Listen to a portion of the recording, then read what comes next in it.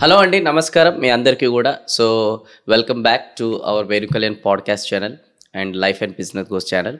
So ఇప్పుడు మీరు అందరం కూడా గత లాస్ట్ 2-3 డేస్ నుంచి చూస్తున్నాం అనమాట. ఏప్రిల్ 22 రోజున మన పహల్గామ్లో ఏదైతే టెర్రరిస్టులు ఏ విధానంగా అయితే అటాక్ చేశారో అవన్నీ కూడా మనం చూస్తున్నాం. అండ్ దానికి సంబంధించిన రియాక్షన్ వీడియో కూడా నేను ఒకటి చేశాను అనమాట. అసలు వాళ్ళు ఎందుకు చేశారు, దాని వెనకాల కారణాలు ఏంటి, దాని తర్వాత సొల్యూషన్ ఏంటని. బట్ అది నా పర్సెప్షన్ చెప్పాను. కానీ ఇది నా పర్సెప్షన్ కాకుండా మనతో పాటు ఈరోజు one more time second time we are inviting to our studio to our audience. I'm introducing మన major Harshavardhan garu. So sir already దీనిపైన చాలా చోట్ల కూడా మాట్లాడారు, అతని పర్సెప్షన్ కూడా చెప్పారు. అసలు గ్రౌండ్ రియాలిటీ అక్కడ ఏం జరిగింది, దాని తర్వాత మనం నెక్స్ట్ ఎలాంటి స్టెప్స్ అనేది మనం తీసుకోవాలి, మన గవర్నమెంట్ అండ్ మన కామన్ ప్రజలు మనందరం కూడా. సో అవన్నీ విషయాలు కూడా ఇప్పుడు మనం సార్తో అడిగి మనం డీటెయిల్గా డిస్కస్ చేయబోతున్నాం అనమాట. ఇది ప్రతి ఒక్క మన ఇండియన్ ఎవరైతే ఉన్నారో మనం చూడాలి, తెలుసుకోవాల్సిన విషయాలు అనమాట. ఎందుకంటే మన ఇండియాలో ఏం జరగబోతున్నాయి, మనం ఇండియన్గా మన బాధ్యత అనేది ఏముంటుందో కూడా మనం తెలుసుకోవాల్సిన విషయం అనమాట. సో దయచేసి ఎండ్ వరకు చూడండి, వీలైనంత వరకు ఫ్రెండ్స్ ఫ్యామిలీ గ్రూప్స్లో కూడా షేర్ చేయండి. ఎందుకంటే బయట రాంగ్ ఇన్ఫర్మేషన్ కూడా చాలా స్ప్రెడ్ అనేది అవుతుందన్నమాట. సో అందుకోసం రైట్ పర్సన్తో మనం రైట్ ఇన్ఫర్మేషన్ తీసుకోవాలని చెప్పేసి సార్కి పిలవడం జరిగింది. ఇమీడియట్గా ఒక ఫోన్ కాల్ చేయడం ద్వారా ఇమీడియట్గా వచ్చారు, ఎందుకంటే ఇది నాది కూడా బాధ్యత అని చెప్పేసి. సో అందుకోసం ఇప్పుడు మనం మాట్లాడబోతున్నాం. నమస్కారం సార్, జై హింద్. ఫస్ట్ జై హింద్ వేణు కళ్యాణ్ గారు, thank you for inviting again. Pleasure sir, always మీతో మాట్లాడుతున్నప్పుడు మామూలుగా ఉండదు, గూస్ బాంబ్స్ వస్తాయి అనమాట. లాస్ట్ టైం మనం పాడ్కాస్ట్ చేస్తాం, ఆల్మోస్ట్ అది ఒక 3.5 hours 4 hours వెళ్ళిందనమాట. సో దాని 2 partsలో మనం పాడ్కాస్ట్ ఛానల్లో రిలీజ్ చేస్తే హైయెస్ట్ వ్యూస్ వచ్చాయి.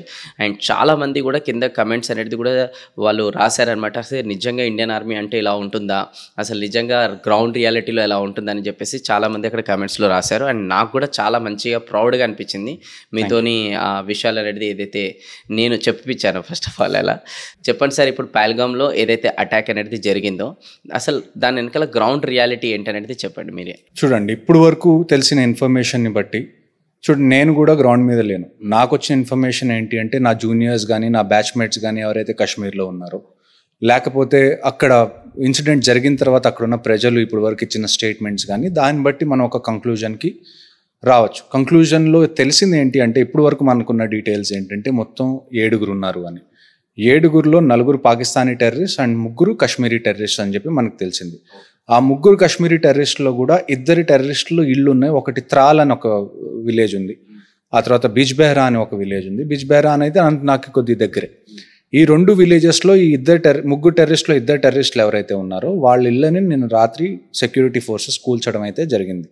ఇన్ఫ్యాక్ట్ ఆ 2 ఇళ్ళు కూలుస్తున్నప్పుడు ఒక ఇంట్లో ఆల్రెడీ ఎక్స్ప్లోజివ్స్ కూడా ఉండి అది బ్లాస్ట్ జరగడం కూడా జరిగింది. సో ఎవరైతే ఈ టెర్రరిస్ట్ ఉన్నాడో అతనికి ఖచ్చితంగా తెలుసు, నేను ఇది చేస్తే నా ఇంటి మీదకి సెక్యూరిటీ ఫోర్సెస్ వస్తాయి అని చెప్పి అక్కడ కూడా డ్యామేజ్ చేయడానికి ట్రై చేద్దామని చెప్పి అక్కడ కూడా ఐఈడి ఎక్స్ప్లోజివ్ డివైస్ ఏదైతే ఉందో తను పెట్టి ముందు నుంచే సెట్ చేశాడు. సో ఇది ఇప్పుడు వరకు మనకు తెలిసింది ఎంతమంది ఉన్నారు ఏంటి అని. 3 స్కెచెస్ ఆల్రెడీ అయితే రిలీజ్ అయిపోయినాయి. ప్రస్తుతం ఇంకొక విషయం ఏంటి అంటే, దీని ప్లానింగ్ ఎలా జరిగి ఉండొచ్చు అంటే, ఏదైతే ఈ పహల్గామ్లో ఈ గ్రౌండ్ ఏదైతే ఉందో ఇదేనైతే మినీ స్విట్జర్లాండ్ అంట, దానికి రీచ్ అవ్వడం కోసం కనీసం ఒక 45 minutes to 1 hour వరకు మీరు హార్స్ బ్యాక్ మీద వెళ్ళడం, లేకపోతే ట్రెక్ చేసుకుంటూ వెళ్ళడం జరగాలి అక్కడ. సో జనరల్గా కాశ్మీర్లో ఇప్పుడు వరకు నేను చూసిన ప్యాటర్న్స్ ఏంటంటే, ఫస్ట్ నుంచి కూడా టెర్రరిజం ఎప్పుడు స్టార్ట్ అయిందో ఆల్మోస్ట్ 2005-2006 తర్వాత ప్యాటర్న్స్ కొద్దిగా మారినాయి. ఎలాగా ఉంటుంది అంటే, మనం 2 విషయాలు చూసుకోవాలి ఇక్కడ. ఒకటి పర్యాటకులు, ఒకటి భక్తులు. పర్యాటకులు అంటే మనం టూరిస్ట్ అంటాం, ఒకటి భక్తులు అంటే మనం పిలిగ్రిమ్స్ అంటాం.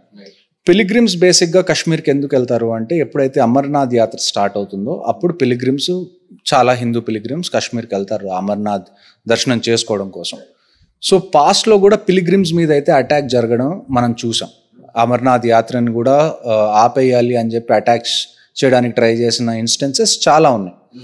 కానీ ఇక్కడ మనకి ఫస్ట్ టైం ఈ లెవెల్లో, ఇంతకు ముందు కూడా టూరిస్ట్ చనిపోయారు కాశ్మీర్లో. కానీ ఎలా చనిపోయారు, ఎక్కడన్నా ఆపరేషన్ జరుగుతుంటే ఆ ఆపరేషన్ మధ్యలో చిక్కుకుపోయి, లేకపోతే ఎక్కడన్నా స్టోన్ పెల్టింగ్ జరుగుతుంటే ఆ స్టోన్ పెల్టింగ్లో చిక్కుకుపోయి చనిపోయారు. కానీ డైరెక్ట్గా టూరిస్ట్ మీద టార్గెట్ చేసి వాళ్ళ రిలీజియన్ అడిగి మరీ చంపడం అనేది ఇంతకు ముందు పెద్దగా ఈ లెవెల్లో అయితే జరగలేదు. ఇప్పుడు ఇది జరగడానికి లోకల్ సపోర్ట్ కూడా ఖచ్చితంగా ఉంది. దానికి ఫస్ట్ ఎవిడెన్స్ ఏంటంటే 3 కాశ్మీరీ టెర్రరిస్ట్ ఉన్నారని మనకు తెలిసింది. దానికి తోడు ఇది ఏదైతే జరిగిందో దాని next day morning security forces almost 1500 మంది ఓజీడబ్ల్యూస్ని కాశ్మీర్లో డిటైన్ చేసింది.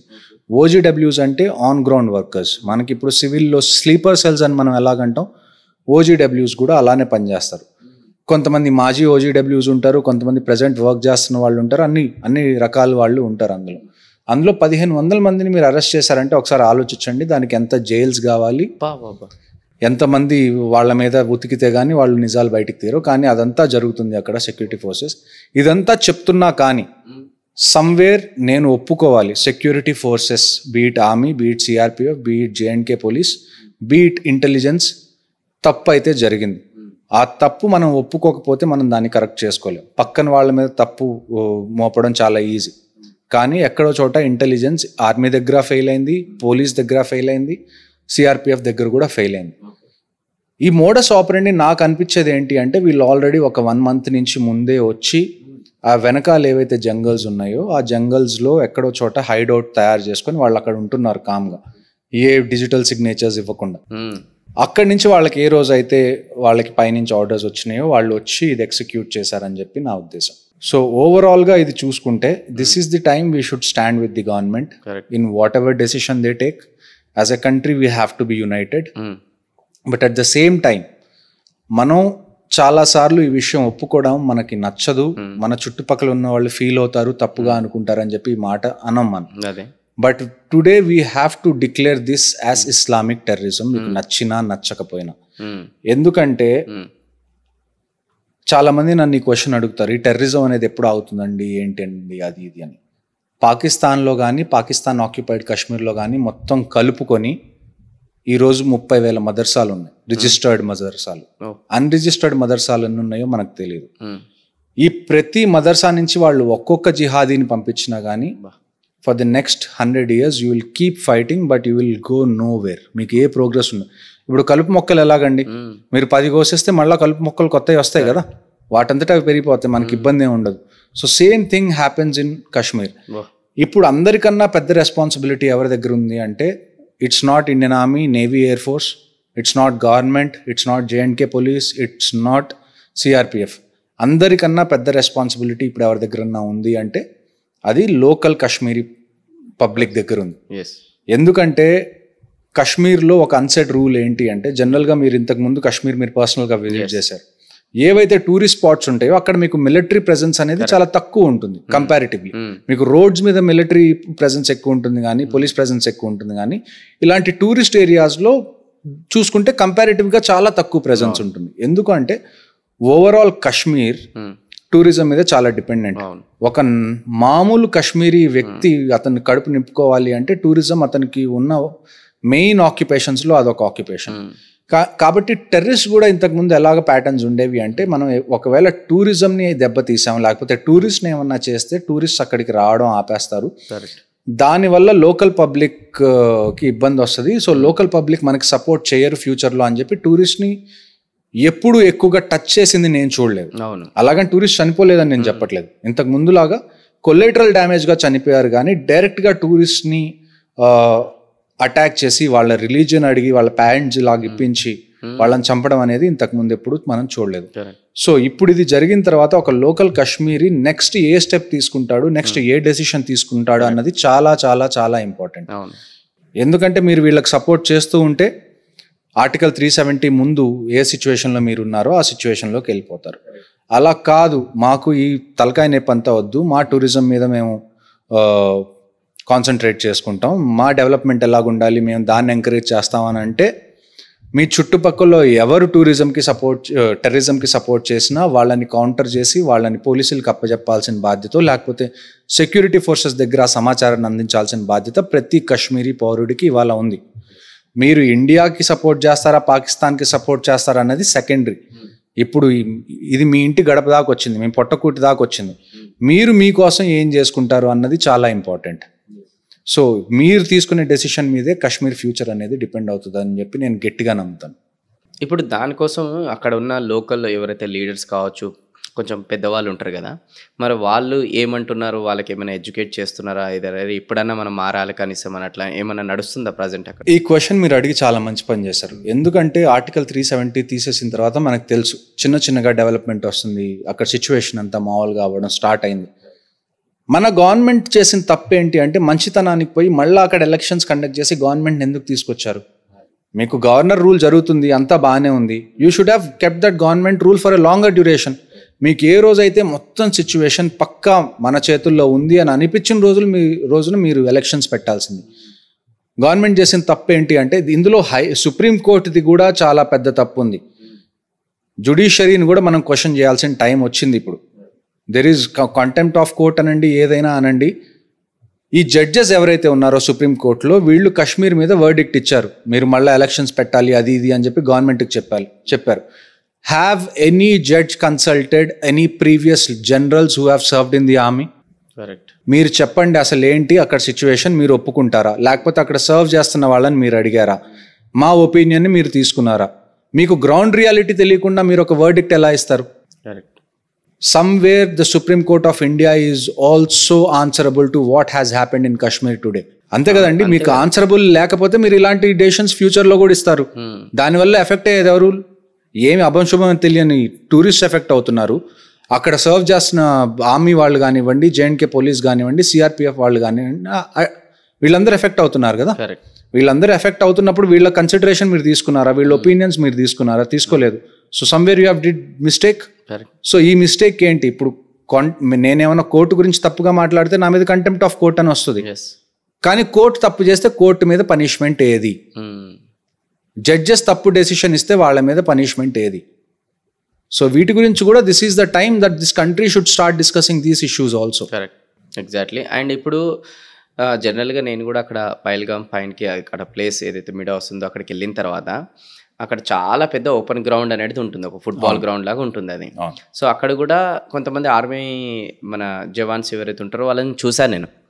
బట్ మొన్న ఇన్సిడెంట్ జరిగినప్పుడు అక్కడ వాళ్ళు ఉండేనా లేరు అని ప్రస్తుతం అనుకున్న ఇన్ఫర్మేషన్ ఏంటంటే లేరు అని. ఇంకొక లేటెస్ట్ ఇన్ఫర్మేషన్ మనకు వచ్చింది అంటే ఆ బైసారన్ అనేది ఏదైతే ఆ ప్లేస్ ఉందో అది జనరల్ గా ఎవ్రీ ఇయర్ జూన్ లో ఓపెన్ చేస్తారు. కానీ ఈసారి ముందే ఓపెన్ చేశారు. ఆ విషయం సెక్యూరిటీ ఫోర్సెస్ కి వాళ్ళు కన్వే చేయలేదు అక్కడ ఉన్న అఫీషియల్స్ అని చెప్పి ఇవాళ మార్నింగ్ వచ్చిన ఇన్ఫర్మేషన్ అది.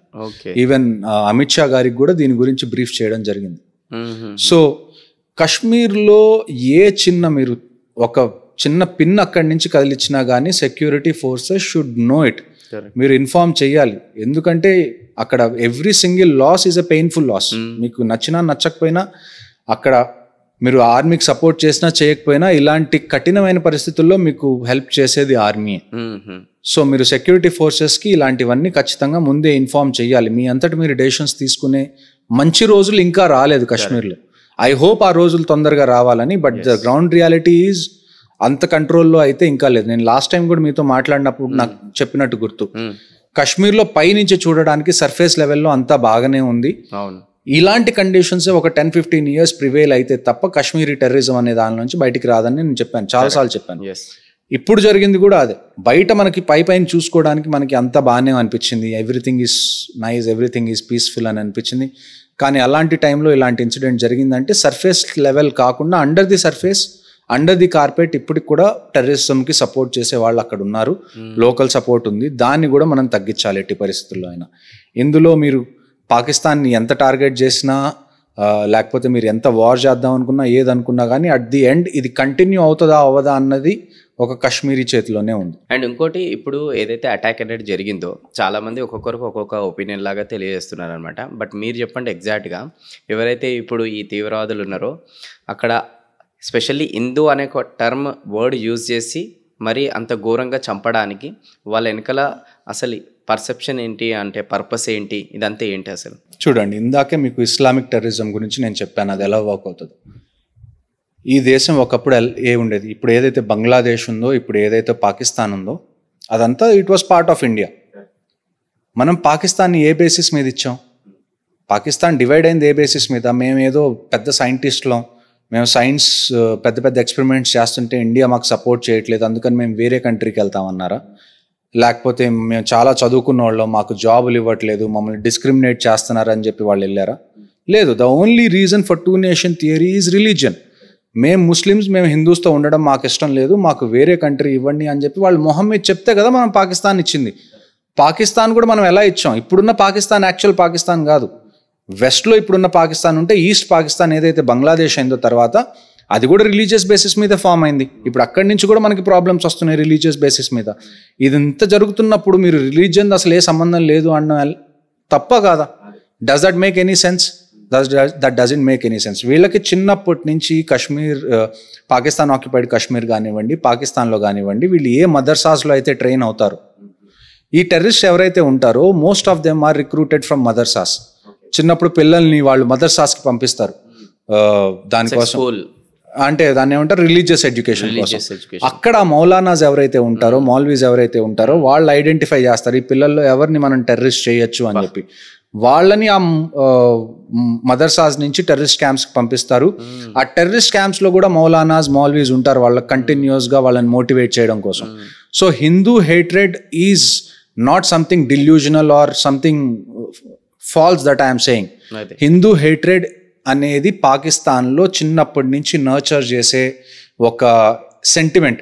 మీరు రీసెంట్గా మీకు గుర్తుందో లేదో ఒక వీడియో వచ్చింది, పాకిస్తాన్లో చిన్నపిల్లలు ఒకవేళ ఇండియాని పాకిస్తాన్ క్యాప్చర్ చేసుకుంటే ఏం చేస్తారు మీరు అని ఒక వీడియో చేశారు, యూట్యూబ్లో ఉంది అది.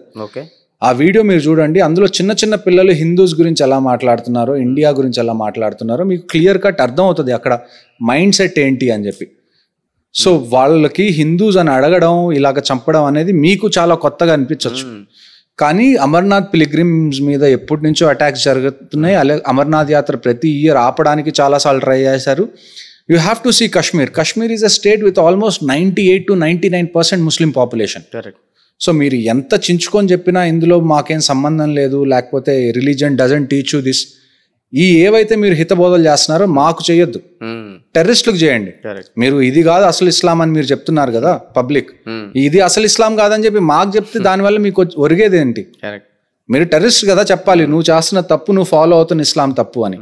అప్పుడు ఆ టెర్రరిస్ట్ ఏమంటాడు, నేను ఫాలో అవుతున్న ఇస్లాం కరెక్ట్, నువ్వు ఇన్ఫాక్ట్ కాఫీర్స్కి హెల్ప్ చేస్తున్నావు అని చెప్పి మిమ్మల్ని కూడా చంపేసే ఛాన్స్ ఉంది. సో మీరు ఒకసారి there comes a time in society where you have to speak the truth. అది ఎంత కష్టమైనా, ఎంత జీర్ణించుకోలేకపోయినా కానీ మీరు ఆ నిజం అనేది మీరు మాట్లాడకపోతే, ఆ తప్పుని మీరు ఒప్పుకోకపోతే దాన్ని మీరు కంటిన్యూ చేసిన వాళ్ళు అవుతారు.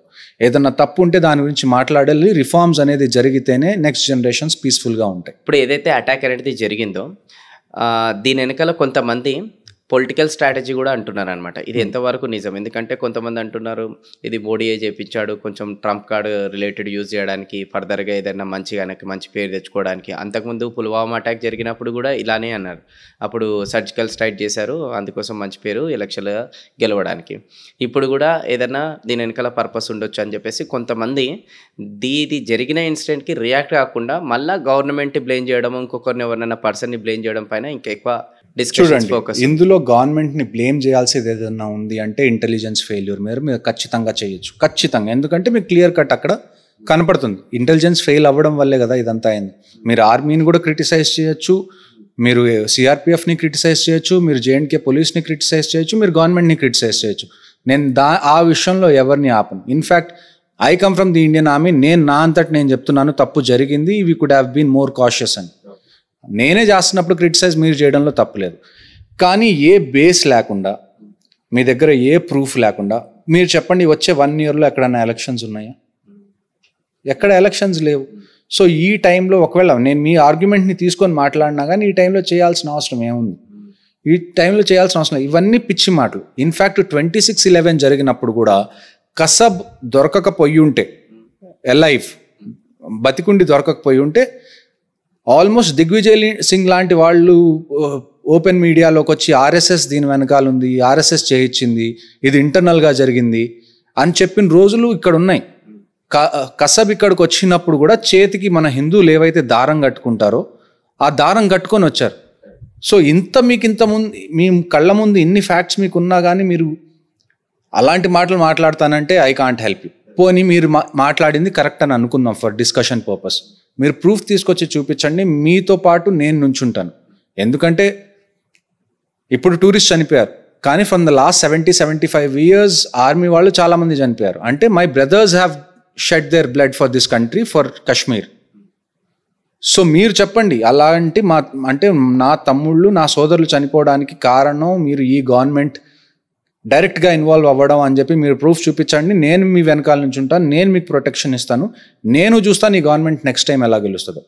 అలాగ మీ దగ్గర ఏ లాజికల్ ఎవిడెన్స్ లేకుండా మీకు ఇష్టం వచ్చినట్టు మాట్లాడితే nobody is going to buy it. ఇప్పుడు ప్రజెంట్ ఏదైతే కాశ్మీర్లో సిచ్యువేషన్ ఎలా ఉంది, ఎందుకంటే ఇంత అటాక్ అనేది జరిగింది కాబట్టి వరల్డ్ మొత్తం కూడా ఈరోజు మన ఇండియా పైన అనేది చూస్తుంది ఫోకస్ అంతా కూడా, అండ్ అలానే కాశ్మీర్ పైన కూడా కళ్ళు అనేది అందరూ ఉన్నాయన్నమాట. సో అట్లాంటప్పుడు అక్కడ మన ఇండియన్ ఆర్మీ కావచ్చు, అక్కడ ఉన్న వాట్ ఎవర్ లోకల్ ఉన్న పార్టీస్ రిలేటెడ్ కావచ్చు, అక్కడ రూల్స్ అండ్ రెగ్యులేషన్స్, సిచ్యువేషన్స్ ఇవన్నీ కూడా ఇప్పుడు ఎలా ఉంది, అండ్ అలానే గవర్నమెంట్ అనేది కూడా ఇప్పుడు ఏదైతే ఇది అటాక్ జరిగినందుకు టువర్డ్స్ అక్కడ కాశ్మీర్ వైపు, టువర్డ్స్ పాకిస్తాన్ వైపు కూడా ఎలాంటి స్టెప్స్ అనేది ఇప్పుడు ప్రజెంట్ తీసుకుంది. మనందరికీ తెలిసిన విషయం అండి, లాస్ట్ 2 daysలో చాలా కొత్త విషయాలు బయటకు వచ్చినాయి. అంటే చాలా కొత్త రూల్స్ వచ్చినాయి. ఇండస్ వాటర్ ట్రీటీ ఏదైతే ఉందో దాన్ని మనం రద్దు చేసాం. కానీ దాని ఎఫెక్ట్ ఇమీడియట్గా ఉంటుందా అంటే ఇమీడియట్గా ఉండదు. ఎందుకంటే ఇండస్ వాటర్ ట్రీటీ ప్రకారం ఏంటంటే 3 rivers ఇండియా దగ్గర ఉంటాయి, 3 rivers పాకిస్తాన్ దగ్గర ఉంటాయి. ఆ 3 rivers ఏవైతే పాకిస్తాన్లో ఉంటాయో అవి ఫస్ట్ ఇండియా మీదుగా వెళ్ళి ఆ తర్వాత పాకిస్తాన్లోకి వెళ్తాయి. కాకపోతే మనం ఆ రివర్స్ని మనం కన్జ్యూమ్ చేయడానికి as per Indus water treaty మనకి పర్మిషన్ లేదు. ఇండస్ వాటర్ ట్రీటీ ప్రకారం ఏంటి అంటే ఆ 3 rivers మనం నాన్ కన్జంప్షన్ యూజెస్ కోసమే మనం వాడచ్చు. అంటే నాన్ కన్జంప్షన్ అంటే మీరు దాన్ని తాగునీటిగా వాడుకోకూడదు, మీరు అగ్రికల్చర్కి వాడుకోకూడదు, దాన్ని ఎక్కడ మీరు బ్లాక్ చేసి మీరు డ్యామ్స్ కట్టి దాన్ని స్టోర్ చేసుకునే కెపాసిటీస్ మీ దగ్గర ఉండకూడదు. You just have to let it flow in to Pakistan. So అలాంటప్పుడు మనకున్న ఒకే ఒక ఆప్షన్ ఏంటి అంటే హైడ్రో ఎలక్ట్రిక్ పవర్ జనరేట్ చేసే డ్యామ్స్. అందులో ఏంటంటే మనకి వాటర్ ఫ్లో అయితేనే ఆ టర్బైన్స్ అవి తిరుగుతాయి, దానివల్ల మనకి ఎలక్ట్రిసిటీ జనరేట్ అవుతుంది. సో అలాంటివి మన దగ్గర ప్రస్తుతానికి ఉంది 2 ఇన్ఫ్రాస్ట్రక్చర్. ఒకటి Kishan Ganga hydro electric project, ఆ తర్వాత ఇంకొక హైడ్రో ఎలక్ట్రిక్ ప్రాజెక్ట్ మనకి చిన్నాబ్ మీద ఉంది. ఈ 2 కూడా ఆల్మోస్ట్ 2018లో కిషన్ గంగా ప్రాజెక్ట్ కంప్లీట్ అయింది. ఇది కూడా చాలా రీసెంట్ ఇనీషియల్ ఫేజెస్లోనే ఉంది. సో ప్రస్తుతానికి మనం ఈ నీళ్ళన్నింటినీ మనం స్టోర్ చేసుకోను, లేకపోతే డీవియేట్ చేసి వేరే స్టేట్స్కి పంపించే అంత ఇన్ఫ్రాస్ట్రక్చర్ మన దగ్గర ప్రజెంట్ లేదు. కానీ వన్ గుడ్ థింగ్ ఈజ్, ఇంతకు ముందు మీద చూసుకుంటే కన్స్ట్రక్షన్ టెక్నిక్స్ అనేవి with time they have improved. ఇంతకుముందు మనకు ఒక డ్యామ్ కట్టడానికి మేబీ 15 ఏళ్ళు పట్టేదేమో. ఇప్పుడు మనకు ఒక డ్యామ్ కట్టడం అంత పెద్ద టైం తీసుకునే పని కాదు మన దగ్గర ఉన్న టెక్నిక్స్ వల్ల. Maybe 5 years 6 years down the line ఇప్పుడు ఏదైతే మనం ఇండస్ వాటర్ ట్రీటీ మనం రద్దు చేసామో దాని ఫుల్ పొటెన్షియల్ మనకు కనపడాలి అంటే we have to wait till 5 to 6 years. ఎందుకంటే ఆ నదిని మీరు ఒకవేళ పంజాబ్లో వాడాలి అనుకున్నా, లేకపోతే యూపీలో వాడాలనుకున్నా, ఢిల్లీలో వాడాలనుకున్నా, ఉత్తరాఖండ్ హిమాచల్లో వాడాలనుకున్నా, ఫస్ట్ మీకు కెనాల్ నెట్వర్క్ కావాలి. దాన్ని అగ్రికల్చర్ కోసం వాడడం కోసం మీకు ఇరిగేషన్ నెట్వర్క్ కావాలి. అక్కడున్న వాటర్ని మీరు స్టోర్ చేసుకోవడం కోసం మీకు పెద్ద పెద్ద డ్యామ్స్ కావాలి. సో ఇవన్నీ కట్టడానికి మీకు చాలా టైం పడుతుంది. ఆ టైం మొత్తం తీసుకొని మీరు ఇది కట్టిన తర్వాత మీకు దాని ఫుల్ రిజల్ట్ అనేది కనపడుతుంది, ఇమీడియట్గా మీకు కనపడదు. రెండో విషయం మనం ఏం చేసామంటే అట్టారీ వాగా బార్డర్ ఏదైతే ఉందో ఆ బార్డర్ని మనం క్లోజ్ చేసేసాం. నాకు జనరల్గా అర్థమయ్యేది కాదు ఈ అట్టారీ వాగా బార్డర్లో ఏదైతే సెరమనీ జరుగుతుందో అసలు ఎందుకు జరుగుతుంది అని. వేరే ఏ కంట్రీలో మీరు ఇది చూడరు. మనకి ఇండియాలో ఏంటంటే ఆ థియేట్రిక్స్ అనే దానికి పిచ్చి, ఆ సినిమా లాగా ఎమోషన్ లాగా పిచ్చి. ఇప్పుడు దీన్ని బ్యాన్ చేశారు, ఇది పర్మనెంట్గా బ్యాన్ చేసినా కానీ దేశానికి వచ్చే నష్టమేం లేదు.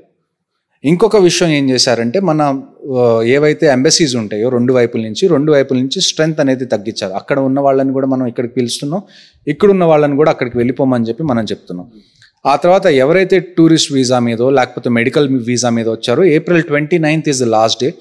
ఇక్కడున్న మెడికల్ వీసా మీద ఉన్న వాళ్ళు కూడా అందరూ రిటర్న్ పాకిస్తాన్కి వెళ్ళిపోవాలి. అది ఆల్రెడీ స్టార్ట్ అయిపోయింది. And at the same time పాకిస్తాన్లో ఇండియన్స్ ఎవరైనా వీసా తీసుకొని విజిట్ చేస్తుంటే వాళ్ళని కూడా రిటర్న్ రమ్మని చెప్పి ఇండియన్ గవర్నమెంట్ ఆల్రెడీ వాళ్ళకి చెప్పింది. ఇవి ప్రస్తుతానికి మనం తీసుకున్న పొలిటికల్ డెసిషన్స్. మిలిటరీ డెసిషన్స్ అనేవి ఇంకా మనం తీసుకోలేదు.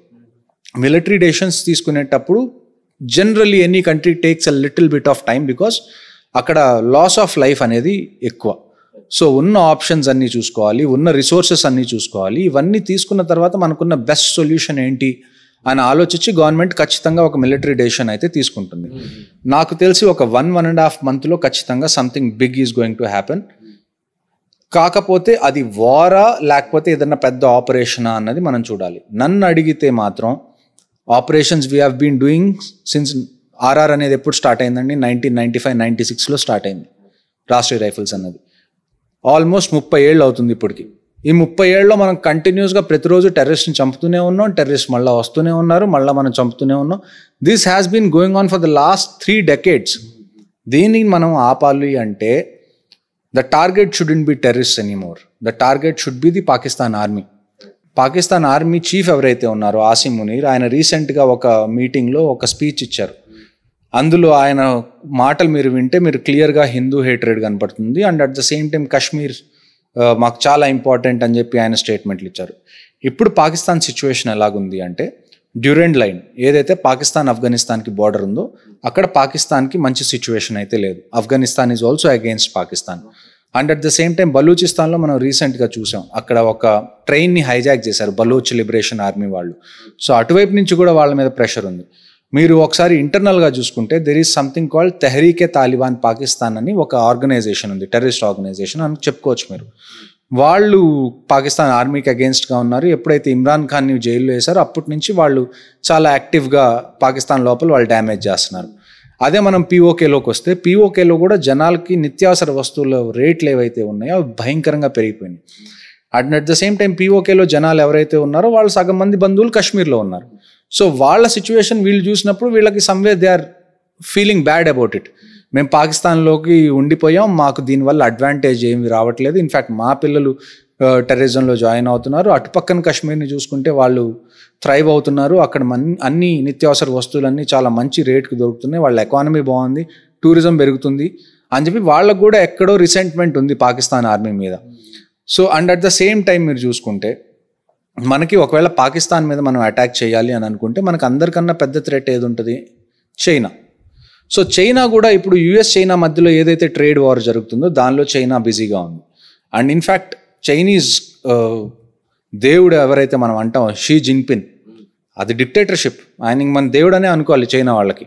ఆ దేవుడు ఈరోజు మలేషియా, వియత్నాం లాంటి చిన్న చిన్న కంట్రీస్కి వెళ్ళి అడుక్కోవాల్సి వస్తుంది, మీరు మాకు సపోర్ట్ చేయండి, దీంట్లో అమెరికా మాకు అగేన్స్ట్గా ఉంది అని. ఇన్ఫ్యాక్ట్ గ్లోబల్ టైమ్స్ అని చెప్పి చైనాది ఒక న్యూస్ పేపర్ ఉంది. చైనాలో ఏదైనా కానీ కమ్యూనిస్ట్ పార్టీయే రన్ చేస్తుంది, న్యూస్ పేపర్స్ అయినా కానీ. అది యాక్చువల్గా ఈ గ్లోబల్ టైమ్స్ అనేది చైనీస్ సిసిపి ఏదైతే ఉందో communist party of China communist party వాళ్ళ మౌత్ పీస్ ఇది.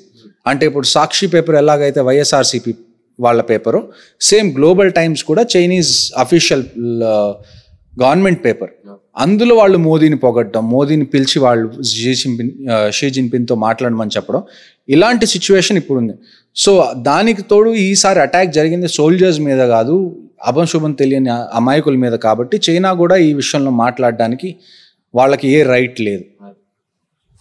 When Israel can go into Palestine, when Russia can go into Ukraine, why can't we go?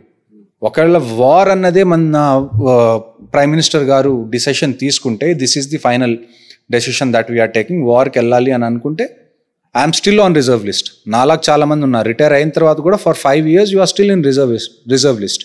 So ఎప్పుడైతే war జరిగితే we have to go back. నేను ఇవాళ ఓపెన్గా చెప్తున్నాను, if war is the only solution we are ready to join the next day morning. మీరు మాకు ఫోన్లు చేసి చెప్పాల్సిన అవసరం కూడా లేదు, రమ్మని పిలవాల్సిన అవసరం కూడా లేదు. If you think that war is the only option right now, as a country we all should stand behind the decision. And as a veteran, నేననే కాదు నాలాగా ఎంతమంది రిటైర్ అయ్యి ఉన్నారో వాళ్ళందరూ రిటర్న్ వెళ్ళడానికి రెడీగా ఉన్నారు. సో డెసిషన్ అనేది ఇప్పుడు గవర్నమెంట్ చేతిలో ఉంది. Whatever decision they are going to take. Opposition కూడా ఆల్రెడీ స్టేట్మెంట్ ఇచ్చింది, డెసిషన్ ఏది తీసుకున్నా కానీ మేము సపోర్ట్ చేస్తామని. And at the same time నిన్నటి నుంచి ఎస్ జయశంకర్ గారు వేరే కంట్రీ ఫారెన్ మినిస్టర్స్ ఎవరైతే లేకపోతే వేరే కంట్రీస్ ఎన్వాయిస్ ఎవరైతే ఇండియాలో ఉన్నారో వాళ్ళ ఎంబసీస్లో వాళ్ళందరినీ పిలిచి వాళ్ళకి మాట్లాడడం, వాళ్ళకి దీని గురించి బ్రీఫింగ్ ఇవ్వడం జరిగింది. ఇవాళ కూడా సెంట్రల్ గవర్నమెంట్ నుంచి ప్రతి చీఫ్ మినిస్టర్కి ఇన్ఫర్మేషన్ వెళ్ళిపోయింది, ఎవరైతే మీ స్టేట్స్లో పాకిస్తానీస్ ఉన్నారో వాళ్ళందరినీ వెంటనే వెనక్కి పంపించేయండి అని. We have been soft for too long. I don't think ఇంత అంటే ఆర్మీ టు ఆర్మీ జరుగుతున్నంత వరకు ఓకే అండి, we're soldiers, they are soldiers, we'll fight, it's okay. అందుకే we're paid for that. But when you are targeting civilians and you expect us to sit quietly, and I think that is not going to happen ఖచ్చితంగా. So ఏ decision తీసుకున్నా we will welcome it and we will completely support it even if it's a war. Already ఇప్పుడు అంటే కొన్ని media ఛానల్స్లో చూపిస్తున్నారు, మా పాకిస్తాన్ వాళ్ళు కూడా అక్కడ మేము ఇప్పుడు రెడీగా ఉన్నామని చెప్పేసి కొన్ని ఫైరింగ్ అనేది గాల్లో చేస్తున్నారు, మన ఇండియా వాళ్ళు కూడా అక్కడ ఎక్సర్సైజెస్ అనేవి స్టార్ట్ అయినాయి చేస్తున్నారని చెప్పారు. మరి ఇవి ఎందుకు జనరల్గా జరుగుతున్నాయి అన్నట్టు?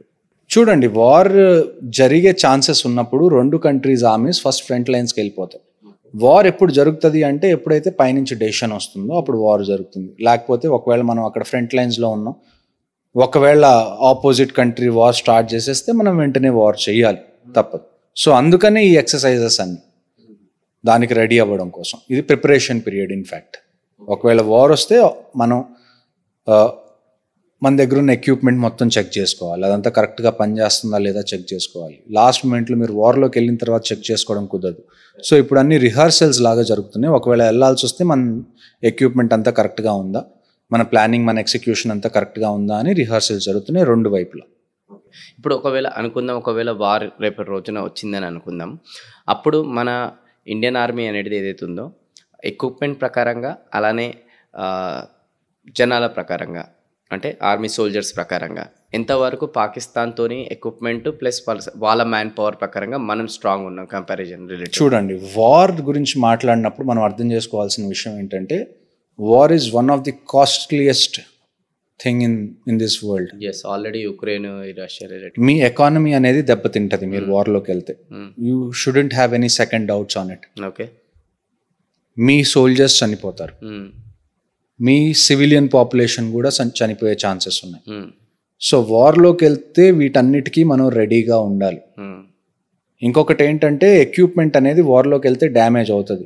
మీకు వెంటనే కొత్త ఎక్విప్మెంట్ కావాలి మీరు వార్లో ఉన్నప్పుడు. ఆ ఎక్విప్మెంట్ మీరు ఇండియాలో మేక్ ఇన్ ఇండియా ద్వారా చేసుకుంటారా లేకపోతే వేరే కంట్రీ నుంచి తెప్పించుకుంటారా చూసుకోవాలి. వేరే కంట్రీ నుంచి తెప్పించుకుంటున్నప్పుడు వాళ్ళు మన మీద ఏ రూల్స్ అయినా పెట్టచ్చు. మీకు అవసరమైన టైంలో మేము ఇవి ఇస్తున్నాం, మాకు మీరు ఇది చేయండి అన్న కండిషన్ వాళ్ళు పెట్టచ్చు కదా. సో ఇలాంటివన్నీ చూసుకోవాలి మనం. ప్రతి విషయాన్ని మనం చూసుకొని కన్సిడరేషన్లో తీసుకున్న తర్వాతే వార్ అనేది మనం ఫైనల్గా డిక్లేర్ చేస్తాం. కానీ వార్కి ఆపరేషన్కి డిఫరెన్స్ ఏంటి అంటే war is way bigger than an operation. So operations జరగచ్చు, నేను ఇందాక చెప్పినట్టు 1.5 months ఏదైనా పెద్ద ఆపరేషన్ జరగచ్చు, అది ఎలాగుంటుందో మనకు తెలియదు. కానీ వార్ అనేది it takes time, it takes lot of planning, it takes lot of logistics, it takes lot of money. So ఇదంతా మన దగ్గర ఉంది అన్న కాన్ఫిడెన్స్ మనం వచ్చినప్పుడే మనం వార్లోకి వెళ్తాం.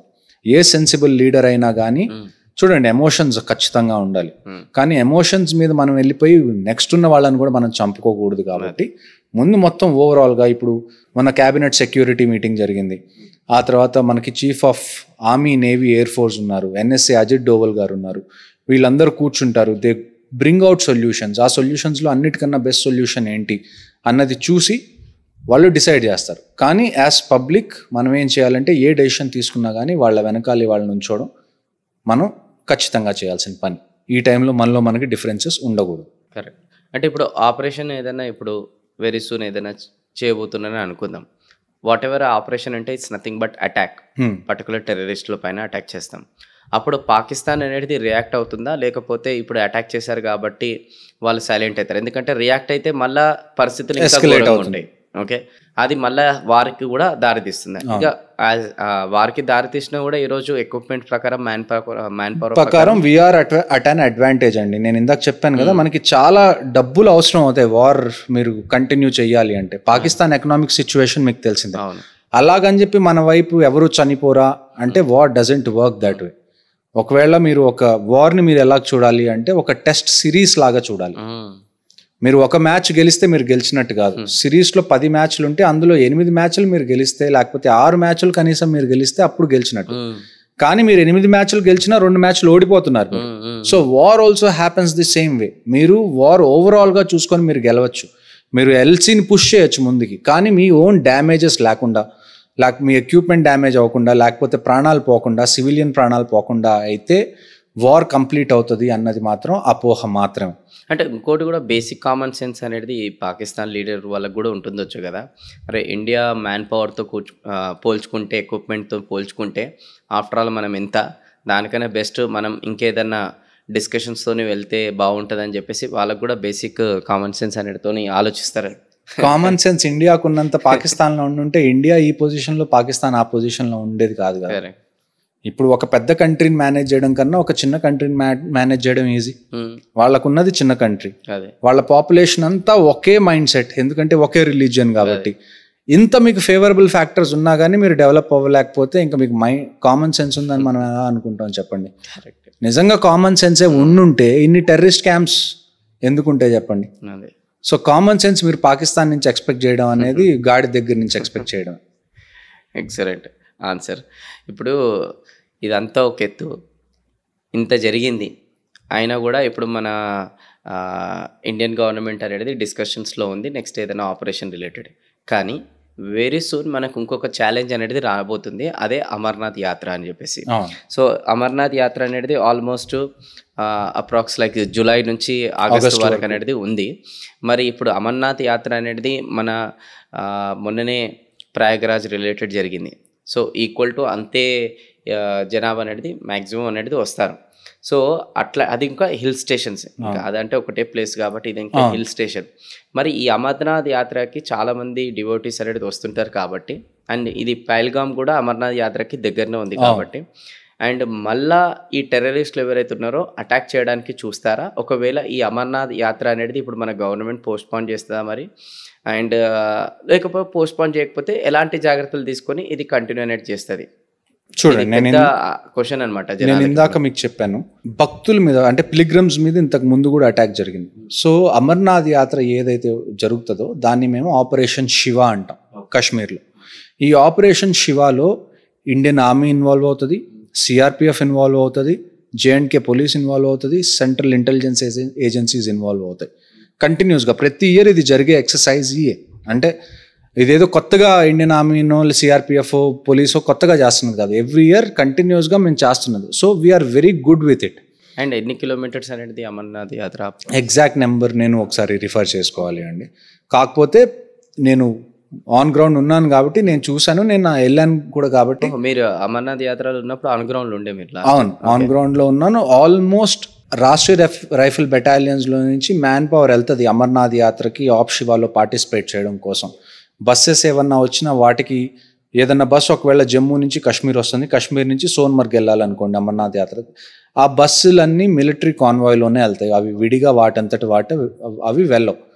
సో ఇప్పుడు అమర్నాథ్ యాత్ర గురించి మీరు నేను అదే చెప్తుంది, ఈ ఇన్సిడెంట్ కూడా టూరిస్ట్ మీద ఇంతకుముందు ఇది ప్యాటర్న్ ఇంతకు ముందు లేదు. ఈ ప్యాటర్న్ ఒకవేళ ముందుంటే ఇది కూడా ఈజీగా మనం అవాయిడ్ చేసుకునేవాళ్ళం. సో ఈ డెస్పరేట్గా ఉంది పాకిస్తాన్ ఈ టైంలో, ఎందుకంటే వాళ్ళకి ఏది మంచిగా జరగట్లేదు. ఈ టైంలో వాళ్ళ కంట్రీని వాళ్ళు యునైట్ చేసుకోవాలి అంటే ఇలాంటి ఏదో ఒక పిచ్చి పని వాళ్ళు చేయాలి, వాళ్ళ సపోర్ట్ వాళ్ళు కూడబెట్టుకోవాలి, జనాలందరినీ ఒక ప్యానిక్ మోడ్లో పెడితే వాళ్ళందరూ ఆర్మీకి సపోర్ట్ చేస్తారు. ఇక్కడ చూడండి, ఇక్కడికి పాకిస్తాన్కి అన్నిటికన్నా పెద్ద డిఫరెన్స్ ఏంటంటే ఇక్కడ ఎవరు వచ్చినా కానీ పవర్లోకి వాళ్ళు జనాల చేత ఎన్నుకోబడి వస్తారు. కానీ పాకిస్తాన్ గురించి మనం మాట్లాడేటప్పుడు ఏమంటాము అంటే every country has an army but Pakistan army has a country అంటాం. అక్కడ ఎవరన్నా కొద్దిగా స్ట్రాంగ్గా పిఎం క్యాండిడేట్ వచ్చినా కానీ ప్రెసిడెంట్ క్యాండిడేట్ వచ్చినా కానీ వాళ్ళని వెంటనే మిలిటరీ కూ చేసేసి మిలిటరీ టేక్ ఓవర్ చేసుకోవడం మనం చాలాసార్లు చూసాం పాకిస్తాన్ ఫామ్ అయిన దగ్గర నుంచి. సో అక్కడ మిలిటరీ ఆ పవర్ని ఉంచుకోవడం కోసం అది ఎంత బరిదెక్కించడానికైనా రెడీగా ఉంది. సో ఇది కూడా నాకు తెలిసి one of those desperate acts. రీసెంట్గా మనం చూసాం ఆ మీటింగ్ కానీ ఆ స్పీచ్ కానీ ఏదైతే chief of army staff Pakistan ఇచ్చింది. సో దాని రిపర్కషన్ దాని కాన్సిక్వెన్సెస్ ఇది అని నేను గట్టిగా నమ్ముతున్నాను. సో అదే సెక్యూరిటీ విషయానికి వస్తే అమర్నాథ్ యాత్రకి ఎలా ఉంటుంది అండ్ జనాలు అమర్నాథ్ యాత్ర ఏంటంటే ఇంతకు ముందు కూడా మనం ఇలాంటి సిచ్యువేషన్స్ ఎదుర్కొన్నాం కాబట్టి అమర్నాథ్ యాత్ర గురించి మీరు భయపడాల్సిన పని లేదు. It's a very regular exercise we know ఇన్స్ అండ్ అవుట్స్ ఆఫ్ ఇట్. ఎన్ని ఛాలెంజెస్ ఉన్నాయి అన్ని ఛాలెంజెస్ చాలా సంవత్సరాలుగా వ్యాలిడేట్ చేస్తూ వచ్చాం. ఇప్పుడు ఒక పని మీరు కంటిన్యూస్గా 10 ఏళ్ళు చేస్తున్నారు అనుకోండి, మీకు అందులో ఎక్కడ లూప్స్ ఉన్నాయి, ఎక్కడ లూప్ హోల్స్ ఉన్నాయి, దాన్ని ఎలాగ బెటర్ చేయొచ్చు అనేది మీకు ఒక ఐడియా ఉంటుంది. ఆ ప్యాటర్న్ మీరు కంటిన్యూస్గా చూస్తున్నారు కాబట్టి. ఇది జరిగింది ఏంటంటే ఇది కొత్త ప్యాటర్న్, నేను ఇందాక మీకు చెప్పినట్టు టూరిస్ట్ మీద. సో ఇలాంటి దాంట్లో ఛాలెంజ్ వస్తుంది కొద్దిగా. సో అమర్నాథ్ యాత్ర నాకు తెలిసి this time the security will be much tighter. ఈసారి ఇంకొకటి ఏంటంటే ఐ థింక్ అమర్నాథ్ యాత్ర విల్ బి ది ఆన్సర్. ఈ రోజు ఏదైతే జరిగిందో హిందువుల్ని పట్టుకొని మీరు చంపారు కదా, రేపు అమర్నాథ్ యాత్ర మీకు ఆన్సర్గా ఉంటుంది. ఎంతమంది హిందువులు ఇంత జరిగినా కానీ హిందువులు ఎలాగ వెళ్తారో మీరు చూడండి మీ కళ్ళతో. With support of Indian army, with support of Indian army and all the government agencies, security forces working on ground. అంటే నిజంగా ఒకవేళ ఇది కనుక సక్సెస్ఫుల్గా అయితే అమర్నాథ్ యాత్ర అవుతుంది, నో డౌట్, ఖచ్చితంగా అవ్వాలి. అది చాలా పెద్ద వాళ్ళకి ఒక ఆన్సర్ అది. రెండోది కూడా వచ్చేసి మనం కూడా భయపడకుండా కూడా అందరం కలిసి అమర్నాథ్ యాత్రకు అనేది అది స్టెప్స్ అనేది వేస్తే, అడుగులు అనేది వేస్తే, okay, with the support of మన Indian army and government all స్టాఫ్తోని, అప్పుడు నిజంగా అందరికి కూడా పాకిస్తాన్ వాళ్ళకి మనకు సమాధానం మనం ఎంత చేసినా ఏం చేసినా వీళ్ళ ధైర్యంకి నిజంగా హిందువులు ఆగరు, వీళ్ళు ఇలా కమిట్మెంట్ అనేది చాలా స్ట్రాంగ్ అని చెప్పేసి అట్లా ఉంటుంది. ఖచ్చితంగా అది మాత్రం ఆ స్టేట్మెంట్ మాత్రం మనం చూపించాలి, గ్రౌండ్ మీదకి వెళ్ళి చూపించాలి. అంటే ఇప్పటి వరకు ఒక ఎత్తు, ఇప్పటి వరకు మనం ఎన్నిసార్లు యాత్రకు పోయినారో ఒక ఎత్తు, కానీ ఇప్పుడు పోయి అనేది మనందరం ఇప్పుడు సమ్వేర్ వాళ్ళు ట్రిగర్ చేసే ఎమోషన్ ఏంటి అంటే కాశ్మీర్లో 98.5% ముస్లిం పాపులేషన్ అండి. చూసుకుంటే మీరు ఇంతమంది ముస్లిమ్స్ ఉన్నా కానీ హిందూస్ వచ్చి ఇక్కడ ఎలాగ పూజలు చేస్తున్నారు అని వాళ్ళని ట్రిగర్ చేస్తూ ఉంటారు ఈ పాకిస్తాన్ వాళ్ళు, లోకల్ కాశ్మీరీస్ని కూడా. సో లోకల్ కాశ్మీరీస్ ఎలానో ముస్లిం, ఆ ముస్లిం బ్రదర్హుడ్ అనేది ఉంది. ఇంకొకటి ఏంటంటే పిఓకే అంటే ఏంటి, పాకిస్తాన్ ఆక్యుపైడ్ కాశ్మీర్. సో ఇక్కడ మన కాశ్మీర్లో ఎవరైతే జనాలు ఉన్నారో వాళ్ళ బంధువులు కూడా అటువైపు ఉన్నారు. సో వాళ్ళు కంటిన్యూస్గా మాట్లాడుకుంటారు. సో ఇలా ట్రిగర్ చేసి చేసి చేసి ఆ హేట్రెడ్ అనేది కాశ్మీర్ ఏదైతే ఇండియా దగ్గర ఉందో అక్కడున్న కాశ్మీరీస్లో కూడా నింపారు వీళ్ళు ఫ్రమ్ ద లాస్ట్ 70 years. ఇప్పుడు కాశ్మీరీ పండిట్స్ ఎందుకు వెళ్ళిపోయారండి కాశ్మీర్ వ్యాలీ నుంచి? హేట్రెడ్ మీదే కదా. మీరు హిందూస్ ఇక్కడ మాకు మొత్తం దాన్ని ఏమంటారు, మొత్తం ఇస్లామిక్ రూల్ కావాలి, మేము పాకిస్తాన్తో కలిసిపోతాం అనే పరిస్థితి ఒకప్పుడు ఉండేది కదా. సో దీంట్లో రిలీజియన్కి చేయడానికి ఏమి లేదు అని మీరు మాట్లాడుతుంటే somewhere you are lying to yourself. అది మీకు హెల్ప్ చేయదు, ఫ్యూచర్ కాశ్మీరీస్ కూడా హెల్ప్ చేయదు అది. రైట్. అంటే ఇప్పుడు లోకల్ కాశ్మీరీ పీపుల్ సపోర్ట్ కూడా చాలా అవసరమై ఉంటుంది యాత్ర కంప్లీట్ గా. లక్కీగా ఫార్చునేట్లీ నేను అనుకునేది ఏంటి అంటే ఆర్టికల్ 370 తర్వాత వీళ్ళు కొద్దిగా ప్రాస్పెరిటీ చూసారు కాశ్మీరీస్. ఓకే. దానితో ఆప్ సద్భావన పరంగా నెక్స్ట్ వచ్చే జనరేషన్కి కూడా మేము ప్రాస్పెరిటీని చూపించడానికి ట్రై చేసాం ఇండియన్ ఆర్మీ. సో వీళ్ళల్లో నాకు తెలిసి ఇంతకు ముందు ఉన్నంత సపోర్ట్ అయితే ఉండదు అని చెప్పి నేను భావిస్తున్నాను. అంటే ఒకప్పుడు కాశ్మీర్లో ఆల్మోస్ట్ 90% సపోర్ట్ చేసేవాళ్ళు ఈ టెర్రరిజంకి కానివ్వండి. ఎవరైనా టెర్రరిస్టులు ఒకవేళ దొరికే ఛాన్స్ ఏదన్నా ఉందనుకోండి ఇండియన్ ఆర్మీకి, జనాలందరూ రోడ్డు మీదకి వచ్చి ఆ టెర్రరిస్టులను తప్పించడం వాళ్ళ ఇళ్లలో నుంచి, వెనకాల నుంచి, ఇలాగ మీకు వీడియోస్ కూడా ఉంటాయి యూట్యూబ్లో. ఇవన్నీ జరిగాయి ఒకప్పుడు. నాకు తెలిసి ఆ రోజులు పోయినాయి. అంటే మేబీ ఇప్పుడు కూడా సింపథైజర్స్ ఉన్నారు, కానీ అంత పర్సెంటేజ్లో ఒకప్పుడు 90% ఉంటే నాకు తెలిసి ఇప్పుడు ఒక 50 to 60% ఉండొచ్చు, which is a good thing. 90%తో పోల్చుకుంటే 50-60% ఈజ్ స్టిల్ అంటే ఎంతో కొంచెం మనం ప్రోగ్రెస్ అయ్యామని అర్థం. సో ఇప్పుడు ఎవరైతే మైండ్ సెట్ మారిందో వాళ్ళు పూనుకుంటే తప్ప కాశ్మీర్కి ఫ్యూచర్ ఉండదు. కాశ్మీర్ అనేది ఈ శాండ్విచ్ మధ్యలో ఇరుక్కున్నట్టు ఆల్మోస్ట్ ఒక 100 years నుంచి they are going through the same ordeal. And if they want to continue the same then the decision completely lies with Kashmiri public now. మీరు బయట నుంచి మీకు టూరిజం ఇంపార్టెంట్ అని మీరు అంటున్నప్పుడు బయట నుంచి వచ్చే వాళ్ళని మీరు ప్రొటెక్ట్ చేసుకుంటున్నారా? మీరు ప్రొటెక్ట్ చేసుకోవాలంటే మీరేదో మీ గుండెల మీద బుల్లెట్లు తీసుకోమని నేను చెప్పట్లేదు.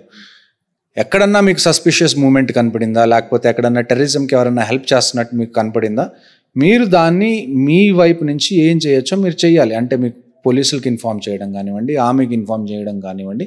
మీకు కాశ్మీర్లో మీకు డబ్బులు ఉండాలి, మీకు ప్రాస్పెరిటీ ఉండాలి, మీరు ఎదగాలి అని అనుకుంటే మీరు సపోర్ట్ చేయక తప్పదు. మీరు పాకిస్తాన్కి సపోర్ట్ చేస్తారా? పాకిస్తాన్ దగ్గర ఏముందని చెప్పి మీకు ఇస్తుంది చెప్పండి? రిలీజియన్ ఒక్క డ్రగ్ కాకుండా ఇంకా మీకు ఏమి ఇవ్వగలదు పాకిస్తాన్? నాకు ఆన్సర్ చెప్పండి. ఏమీ లేదు. మిలిటరీ క్యాపబిలిటీస్ లేదు. హెల్త్ కోసం హెల్త్ వీసాస్ తీసుకొని వాళ్ళు ఇక్కడికి వచ్చి ట్రీట్మెంట్ చేయించుకుంటారు. మీరు వాళ్ళలోకి వెళ్తే మీ ట్రీట్మెంట్లు ఏమవుతాయి?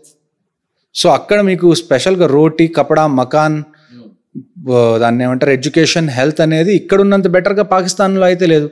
మీకు బేసిక్ ఎమ్యూనిటీసే ఫుల్ఫిల్ అవ్వవు. మీరు అలాంటప్పుడు వాళ్ళకి సపోర్ట్ చేసి ఏం లాభం?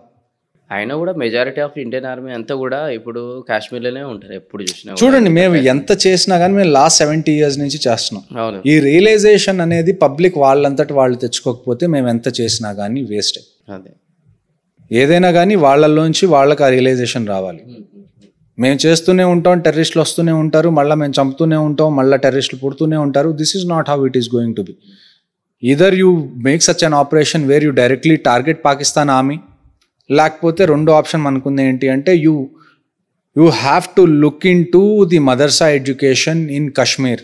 అసలు పిల్లలకి అక్కడ మదర్సా ఎడ్యుకేషన్లో సిలబస్ ఏముంది, వాళ్ళు అసలు ఏం చదివిస్తున్నారు, అక్కడికి వస్తున్న మౌల్వీలు అసలు ఏంటి, వాళ్ళ మైండ్ సెట్ ఏంటి అన్నది గవర్నమెంట్ ఇంటర్ఫియర్ అవ్వకపోతే Kashmir is going to stay like this for the next century. So ఇవన్నీ గవర్నమెంట్ రిలీజన్లో మేము ఇంటర్ఫియర్ అవ్వమని మీరు అంటారు, కానీ when it is becoming a security issue you have to interfere. రేపు హిందువులు ఇలా చేస్తే మీరు ఇంటర్ఫియర్ అవ్వరా? అవుతారు. మీరు ఆల్రెడీ గుళ్ళల్లో ఇంటర్ఫియర్ అయి ఉన్నారు. ఎండోమెంట్స్ డిపార్ట్మెంట్ ఏంటండి, గుళ్ళలో ఏదైతే కలెక్షన్ వస్తుందో హుండీలో అందులో పర్సంటేజ్ గవర్నమెంట్ తీసుకుంటుందా తీసుకోవట్లేదా? When you can interfere in Hindu religious matters, why can't you interfere in other religious matters, especially when it is a concern of security. So interfere అవ్వాలి. మదర్సాస్లో అసలు ఏం చెప్తున్నారు, అసలు వాళ్ళకి ఏం నేర్పిస్తున్నారు, వాళ్ళ కరికులం ఏంటి, అక్కడ చెప్తున్న వాళ్ళ మైండ్ సెట్ ఏంటి మనకు అర్థం కాకపోతే నెక్స్ట్ వచ్చే జనరేషన్ కూడా మనకి ఇలానే తయారవుతుంది. ఫార్మల్ ఎడ్యుకేషన్ వాళ్ళకి ఎలాగిస్తున్నారు, ఇస్లాంలో పుట్టిన పిల్లలకి ఎవరైతే కశ్మీర్ ఆ చుట్టుపక్కల విలేజెస్లో ఉన్నారో వాళ్ళు ఉట్టి మస్జిద్కో లేకపోతే వాటికి వెళ్తున్నారో, మదర్సాస్కి వెళ్తున్నారో, లేకపోతే నార్మల్ స్కూల్కి కూడా వెళ్తారు. మీరు నార్మల్ స్కూల్కి వెళ్ళండి రోజుకో, లేకపోతే జైసే క్రిస్టియన్స్ ఎలాగుంటారు, నార్మల్ స్కూల్కి వెళ్తారు, సండేస్ వాళ్ళు చర్చిల్కి వెళ్తారు. మీరు అలా పెట్టుకోండి, నోబడీ హ్యాస్ అన్ ఇష్యూ. కానీ మీరు ఎడ్యుకేషన్ మొత్తం మదర్సాలోనే చేయిస్తే అసలు ఆ మదర్సాలో ఏం చెప్తున్నారు, వాళ్ళ కరికులం ఏంటి, nobody has any idea what exactly is happening in side. అది సెక్యూరిటీ కన్సర్న్ కాదా? అవునా? సో ఇలాంటి విషయాలు ఇంటర్ఫియర్ అవ్వకపోతే మనకి ఫ్యూచర్ ఉండదు. The time has come, now you call a spade. మీరు ఈ డిప్లొమాటిక్ ఆన్సర్లు లేకపోతే కొన్ని రోజులు షార్ట్ టర్మ్ సొల్యూషన్స్ అయితే ఆన్సర్ కాదు. ఫర్ దిస్ లాస్ట్ 75 years మనం ఇవే చేస్తుంది. I think now the time has come where we go for a permanent solution. ఒక్క 5 minutesకి ఇవన్నీ పక్కన పెడదాం సార్. ఒక మేజర్ హర్షవర్ధన్ గారిని కూడా మీరు మర్చిపోండి ఒక 5 minutesకి.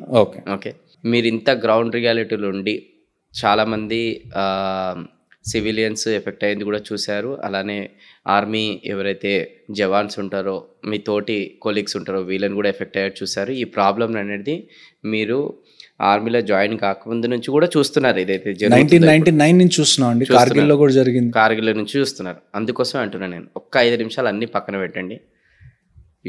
You are the prime minister అనుకోండి, you are the leading India person అనుకోండి, అంటే front face of the leader. Okay, మీ దగ్గర అన్ని పవర్స్ ఉన్నాయని అనుకుందాం. మీ మనసులో ఎప్పటి నుంచో అనిపిస్తుంది, నాకే కనుక అన్ని పవర్స్ వస్తే నేను ఏం చేస్తానని. సో అట్లా మీకే అన్ని పవర్స్ ఇప్పుడు వచ్చినాయి. సో మీరు ఇప్పుడు ఇప్పటి వరకు జరిగిన ఇన్సిడెంట్ని దృష్టిలో పెట్టుకొని ఎలాంటి స్టెప్స్ అనేది తీసుకుంటారు, ఏం చేస్తారు? చూడండి, every power comes with a responsibility. నేను ఏ స్టెప్ తీసుకున్నా కానీ అన్నిటికన్నా నా ఫస్ట్ కన్సర్న్ ఏముంటుంది అంటే నా ప్రజలు student become a collateral damage. నేను వార్కి వెళ్దాం అనుకున్నా కానీ నేను ఎలాంటి వార్కి వెళ్దాం అనుకుంటానంటే ఎక్కడైతే కొలాటరల్ డ్యామేజ్ మినిమం పెట్టగలను అన్నదే నేను చూస్తాను. ఎందుకంటే war is should be completely between 2 militaries. 2 armies ఉంటే వాళ్ళకి గవర్నమెంట్ పే చేస్తుంది ఎందుకంటే వార్ చేయడానికి. ఇందులో సివిలియన్స్ అనే వాళ్ళు ఎక్కడ ఇన్వాల్వ్ అవ్వకూడదు, no matter what. So first నాకుండే ఫస్ట్ మైండ్లో ఉండేది ఏంటి అంటే సివిలియన్స్ని అతి తక్కువ రకంగా ఇబ్బంది పెట్టి దీన్ని మనం ఎలా గెలవగలం అన్న సొల్యూషన్ కోసం మనం వెతుకుతాం. ఆ సొల్యూషన్ ఒకవేళ వారే అయితే ఆ వార్కి ఖచ్చితంగా I will go for a go head. And at the same time నేను వార్ స్టార్ట్ చేసే ముందు ఈరోజు మనం చూసుకుంటే ఇండియా మొత్తంలో ఎక్కడా మీకు బంకర్స్ అనేవి లేవు.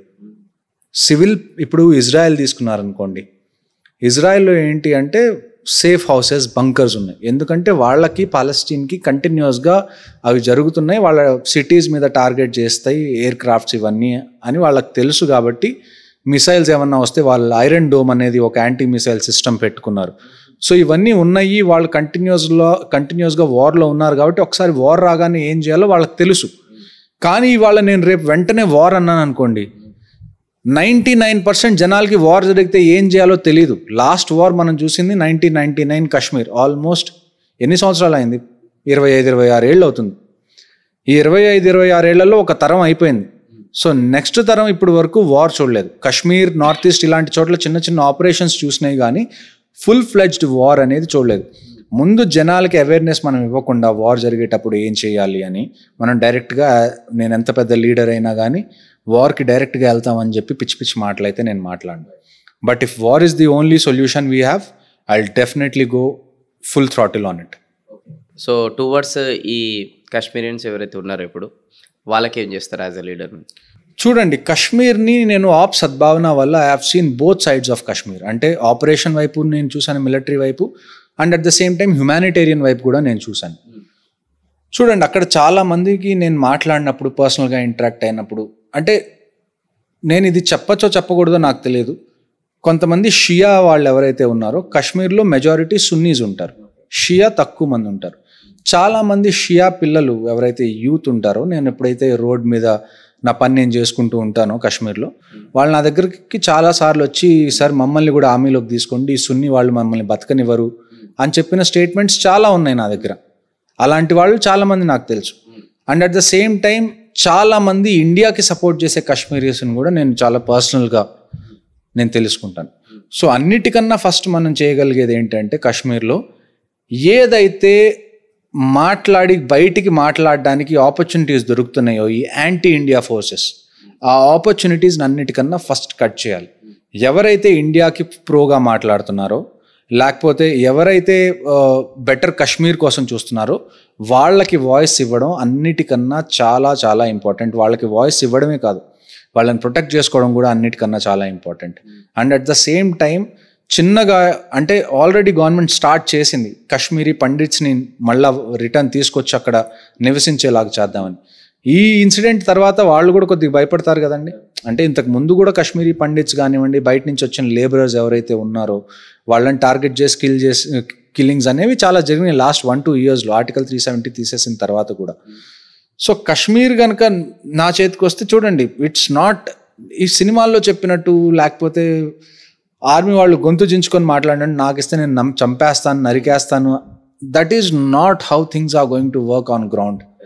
మీ దగ్గర అఫ్కోర్స్ మీ దగ్గర పవర్ ఉండాలి, చంపగలిగే పవర్ ఉండాలి, మీ దగ్గర వెపన్ అనేది ఉండాలి. But is that the only solution or is that the ultimate solution? No.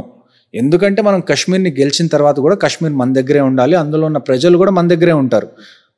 So you also have to plan for the future.